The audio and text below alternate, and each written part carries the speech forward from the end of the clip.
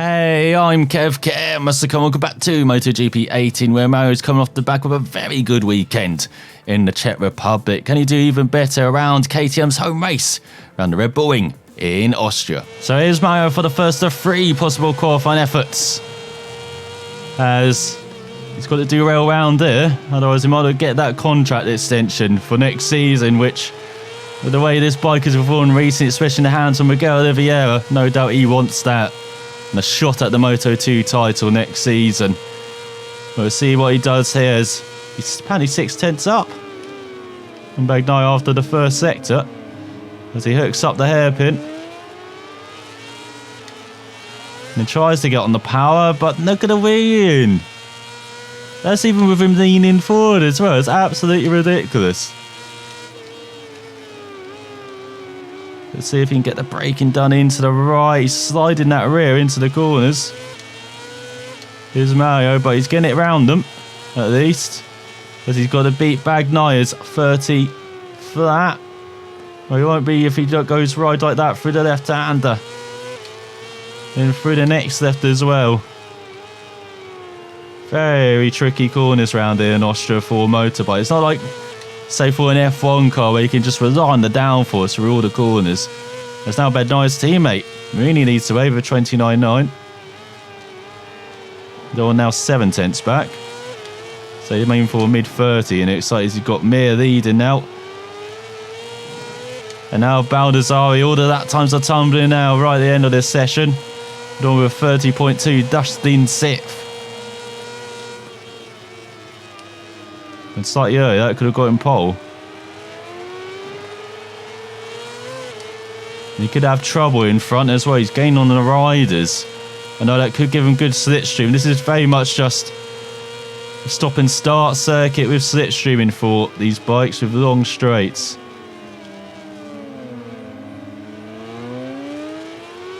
So you've got all these second and third gear corners, then the first gear corners, like that hairpin. Then these long, bendy straights for the bikes where you can have supreme slipstream. It's almost like an oval, really, for bikes, from the sounds of it. The tight corners, then long straights. Definitely is for cars as well. It's Mario not improving this lap. 1.5 back. And I know it was better around that left-hander. And then through the next left as well, you've got to get on the power early. As he head towards the penultimate corner, 1.4 back. No improvement at all. Let's see if we can gain it in this final corner. That's a good smooth run. You might be getting some slipstream as well with the riders in front. No. Another 30.2. He's down in 16th.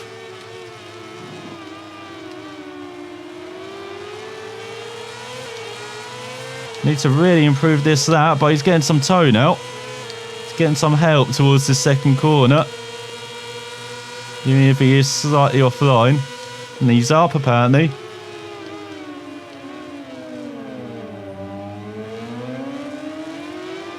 As well, there goes Manzi down. He was slipstreaming. As he just got into McDonald in the exit. Did the Italian.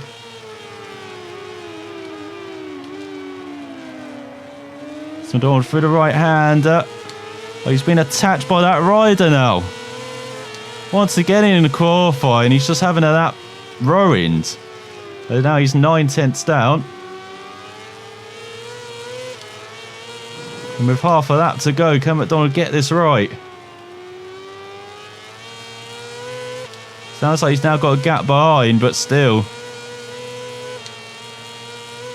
Whatever advantage he got from the tie, he might be losing, even though he's now 6/10 down. So he's gained in that third sector. The first and third sector are very good for McDonald. Now at the final corner.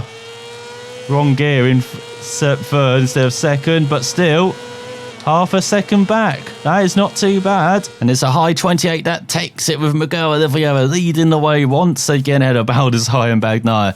Alex Marquez leads the second ahead of Binder and Schrotter, and then it's 3 KTMs on the first 3 rows with McDonald leading that ahead of Mir and Verge. Rounding out the top 10 is Lowe's ahead of Marini and Gardner, Piscini, Quartararo, Fenati. Navarro leads the set for ahead of Ika and Corsi. On the 7th row, Agata ahead of Hector Barbara and Isaac Vinales. Locatelli down on the 8th row ahead of Paoli and Roberts. Danny Kent leading the 9th row ahead of Fugolini and Odendahl. Then on the 10th row, it's Bent Snyder, Dinello and Manzi. On the back row, it's Nakashima, Granado and Corradin. So for McDonald, he's got some work to do at the start again. Can he work his way up to those podium positions? As there's McDonald revving up then at the start, waiting for the lights to go out as we get underway in Austria. For 8 laps of fun on board the Moto2 bikes, as it looks like it's not a fun start for one of McDonald's teammates, probably Binder. As McDonald bashes his way through into 6th. Have the Dynavolt bike. And look at that slipstream for Olivia up the hill. Had a Schrotter. Then see McDonald in a Dynavolt sandwich.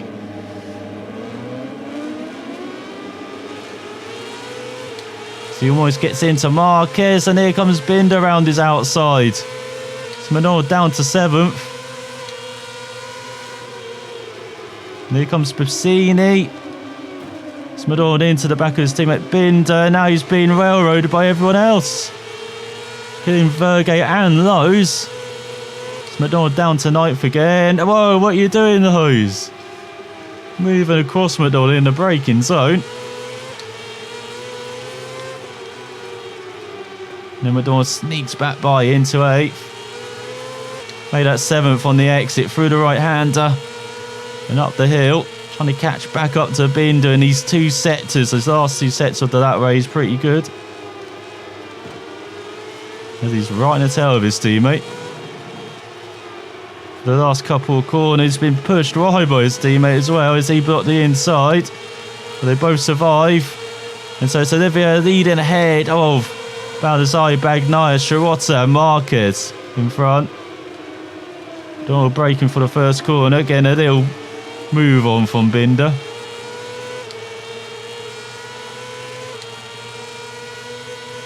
Then this time McDonald's holding on as Baldassare takes the lead from Bagnaia, or does he? Is he going to the hairpin? 3 wide does not normally pay. And this time McDonald's held on just into 6th. So can he just survive this right-hander? No, the bike under braking, absolutely abysmal. As he drops down to 8th, he's behind his teammate Binder. He's battling with the Dynavolt. What's that, Lowe's in front? No, it is the Dynavolt of Verge. And here comes Mir. Almost forgot about him, the Spaniard, this race. To go through the left and right. Now let's see if McDonald can gain this back in the final set. He's got a superb run on Verge. And he dives it, makes it 3 wide. Very aggressive on the teammate Binder as well. Well, he gets out the final corner. Back up into 6th, but look at that gap in front. As he sets the 29.7, around a second.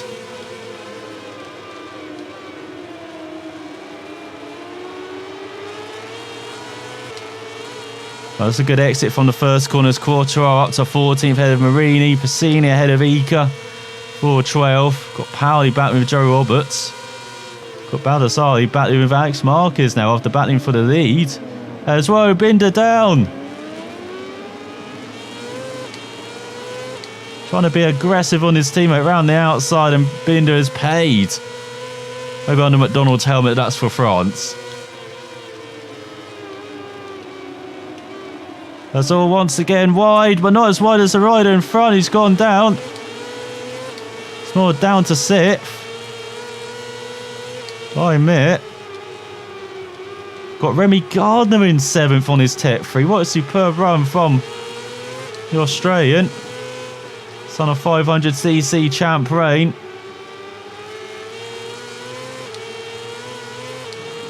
So once again, very brave for the right hand. He gets the run on the ride and gets past Mir into 5th. For the braking zone as he's now in a Mark Vidia sandwich with Marquez in front. You've got Shirota leading ahead of Bagnaia. Got Marquez, you've got Baldassari, you've got McDonald in 5th. Where's Oliveira? Miguel has slipped up for once this championship. And so it's McDonald leading the charge on home turf for KTM. As we're on lap 4. And Marquez leads ahead of Baldassari. Going into the hairpin and now Mir goes down. None of them suffer from McDonald's sharp elbows, it looks like. As we go downhill. Oh, McDonald's got the braking nailed. Managed to hold off Vergey. So he survived that second set to this lap. As Vergey dips down the inside into the left hand and McDonald got the cutback though.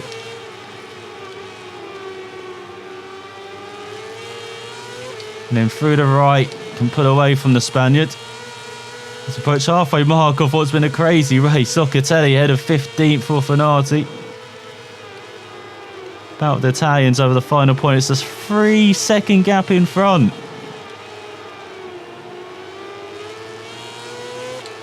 Oh, it exits the final corner. Schwartz does the 29th lap. McDonald's the 29.9.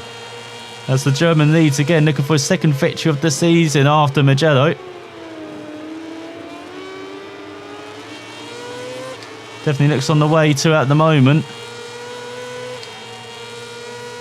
We've got Brad Binder down in 17th ahead of Navarro. McDonald not giving the home fans the podium they want. As what was that? The rear brake just locked.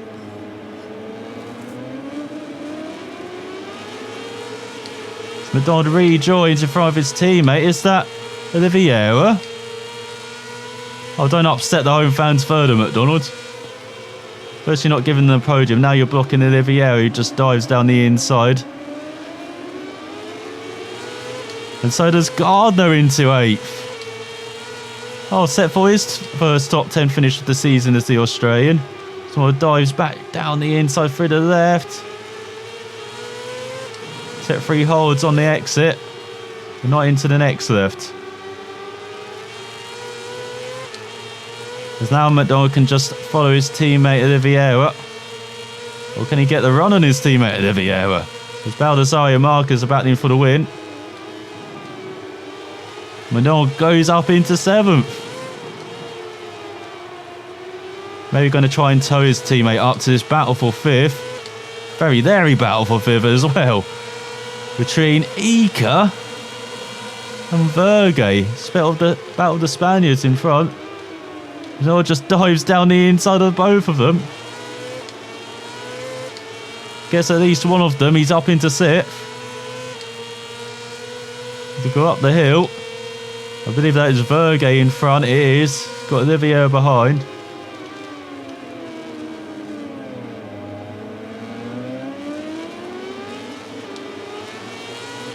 McDonald just lets his teammate by. So he's down to 7th. And now his teammate can chase the top 5 finish and not harm his championship chances too much. Not they're going to be harmed majorly anyway, even if he finishes outside the points. It's Binder up to 9th. Ahead of Gardner. Oh no, maybe that top 10's not going to be on for the Australian. As now we've got the 3 KTMs in 6th, 7th and 8th. Brad Binder's recovered marvellously after that clash with McDonald previously. You never know, those two could clash again for the end of this race as you've got Shirota battling with Marquez for 2nd. And now Baldassari for the lead. German in the lead again, a bit briefly. Baldassari takes it back immediately.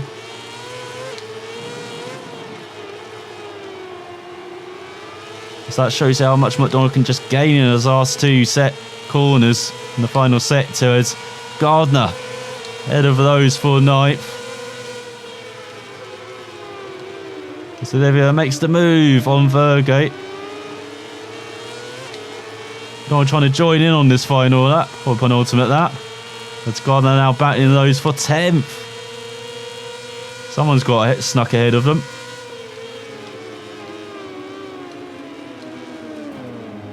So McDonald into the back of Vergate again. Just look at that, he just loses the acceleration off that very tight right-hander.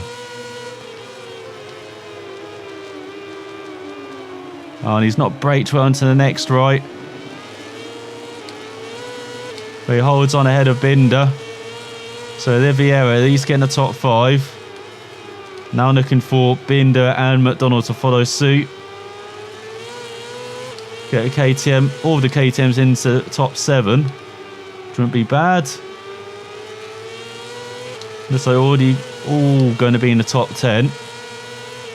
But it's slightly disappointing for the home fans, especially with Olivier. Expect him to be on the podium, especially with his recent form, or battling for the victory. Let's go into the final corner. McDonald hard on the power, got a superb run on the Dynavolt bike in front. That's one of his best laps of the races on the penultimate lap to go on to the final lap. Down the inside of Vergate. Well, the Spaniard gets him back on the exit. So we're back down to 7th. Because we've got Marini battling for the top 10 now.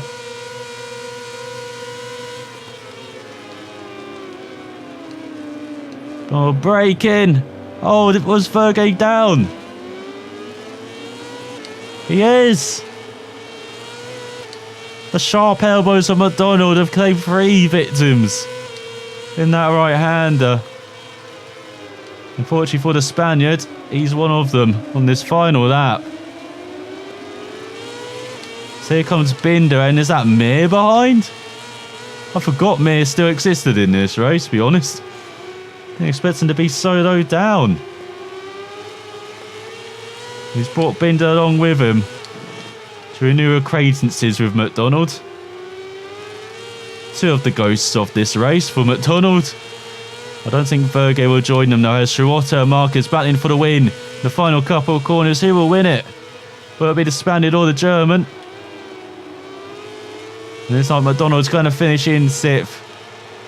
Binder trying to make it 5, 6, 7 for KTM, and it is Schrotter who wins his 2nd of the season ahead of Marcus, Baldassari, Bagnaia, Oliveira, McDonald. He went up from his qualifying position, but still pretty disappointed. Expected a bit more race pace from him, especially as he showed it quite late in the race as well. Schrotter wins by just 52 thousandths of a second, and a quarter of a second back is Baldassari. And Bagnaia got the popcorn out in 4th, couple seconds further back.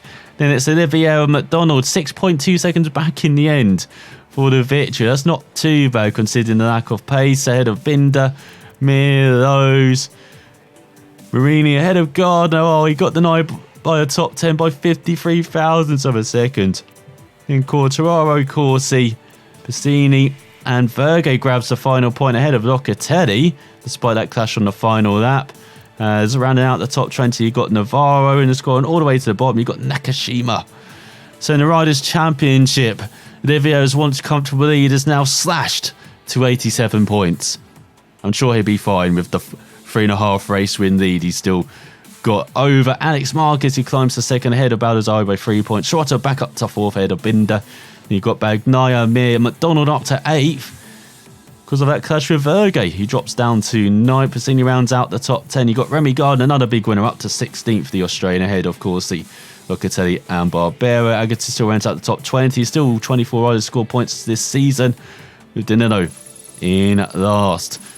So McDonald achieved the objectives set by the team, so they get fantastic development points, and his reputation is enhanced. Or is it after such an instant fill race as Marc Marquez wins again, ahead of Dovi and Rossi, while in Moto 3 as Jorge Martin ahead of Bezzecchi and Kennett, and in the Red Bulls Rookie Cup it's back to normal. So in bike development for McDonald, he's been focusing on the brakes and the aerodynamics. And next up we head to Silverstone, Great Britain, another very fast circuit with some twisty sections as well, such as that new stadium complex they built in 2010, or was opened in 2010. So what should McDonald do? Improve the brakes, the suspension, so it's not especially bumpy. The frame, bike seems to be leaning fine into these corners. It's mostly the brakes, and still the aerodynamics is still, as you saw, suffer from the wheeling in Australia. So he had some more aerodynamics added to the bike. Let's see if that will prevent that in Silverstone. As it's another decent result for McDonald. Since he's joined KTM, he hasn't finished lower than 9th. And he's grabbed a couple of podiums along the way. Can he make it a 3rd podium in Moto2 next time out? So I'm watching, we'll find out then.